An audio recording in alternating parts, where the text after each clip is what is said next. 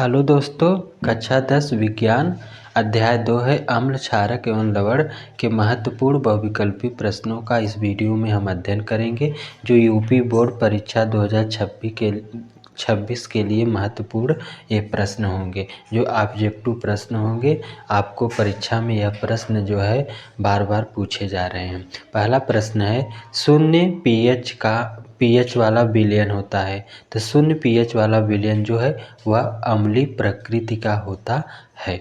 तो ऑप्शन आपका ए सही हो जाएगा। दूसरा प्रश्न है, प्लास्टर ऑफ पेरिस की जल से अपक्रिया कराने पर बनता है।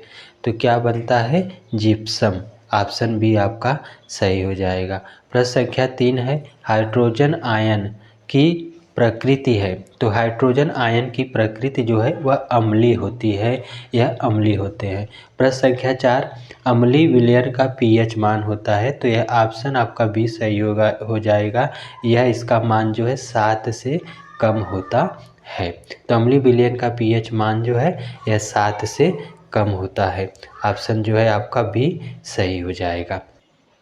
अगला प्रश्न है, सिट्रस अम्ल नींबू, संतरा आदि में उपस्थित होता है जिसके कारण ये स्वाद में खट्टे होते हैं। तो ऑप्शन आपका बी सही हो जाएगा। सिट्रिक अम्ल उपस्थित होने के कारण ये स्वाद में जो है खट्टे होते हैं। क्षारक के साथ हल्दी का रंग होता है। तो क्षारक के साथ हल्दी का रंग जो है भूरा लाल होता है। तो ऑप्शन सी आपका सही हो जाएगा। निम्नलिखित में से कौन सा अम्लीय लवण है? तो इसमें ऑप्शन बी आपका सही हो जाएगा। NaHSO4 जो है यह अम्लीय लवण है।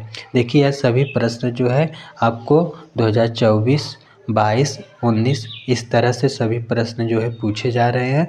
आप इन सभी प्रश्नों को ध्यान से पढ़ेंगे और साथ ही पूरा वीडियो देखेंगे। आपको मैं इस पाठ के सभी बहुविकल्पी प्रश्नों का इस वीडियो में आपको बता रहे हैं। अगला प्रश्न है, धावन सोडा के एक अणु में जल के अणुओं की संख्या है।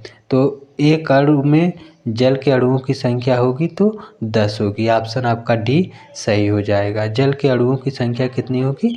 10। पूर्ण रूप से उदासीन विलयन का पीएच मान होता है। तो यह पीएच मान इसका 7 होता है, 7 होता है। ऑप्शन ए सही हो जाएगा। सल्फ्यूरिक अम्ल में अम्लीय हाइड्रोजन परमाणुओं की संख्या है। तो यह आपका ऑप्शन बी सही हो जाएगी। इनकी संख्या कितनी होती है? 2 होती है।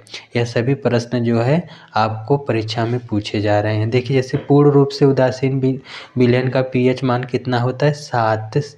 पीएच मान कितना होता है? 7। देखिए यह प्रश्न जो है 24 और 25 दोनों में जो है पूछा गया था, इसलिए आप इस सबको जो है ध्यान से देखिए। अगला प्रश्न है, सल्फर डाइऑक्साइड का जलीय विलयन होता है। तो इस सल्फर डाइऑक्साइड का जलीय विलयन जो है अम्लीय होता है। ऑप्शन ए आपका सही हो जाएगा। प्रबल क्षार है। तो प्रबल क्षार जो है ऑप्शन ए सही हो जाएगा। NaOH प्रबल एक क्षार है।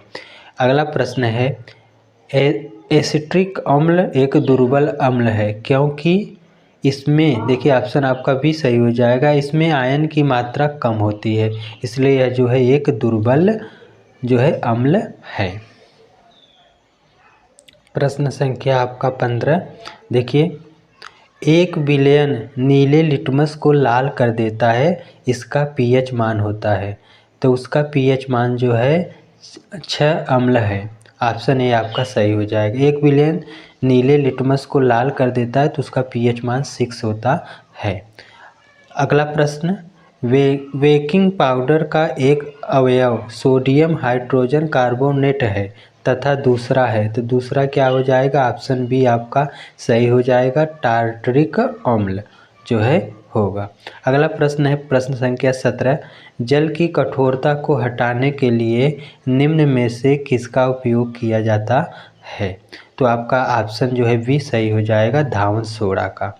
धावन सोडा ऑप्शन बी आपका सही हो जाएगा। अगला प्रश्न संख्या 18 है, अम्लीय वर्षा के जल का संभावित पीएच मान होता है। तो इसका संभावित पीएच मान जो है 5.2 होता है। ऑप्शन ए आपका सही हो जाएगा। अगला प्रश्न है प्रश्न संख्या 19, शुद्ध जल का पीएच मान होता है, तो शुद्ध जल का पीएच मान जो है 7 होता है। देखिए यह प्रश्न कितनी बार परीक्षाओं में जो है यूपी बोर्ड में पूछा गया है। अगला प्रश्न संख्या 20 है, H2SO4 विलयन का पीएच मान कितना होता है, तो इसका पीएच मान जो है 7 से कम होता है। यह सभी प्रश्न बार बार परीक्षाओं में पूछे, जैसे शुद्ध जल का पीएच मान कितना होता है, 7 होता है। अम्लीय वर्षा के जल का संभावित पीएच मान 5.2 होता है। यह भी 2000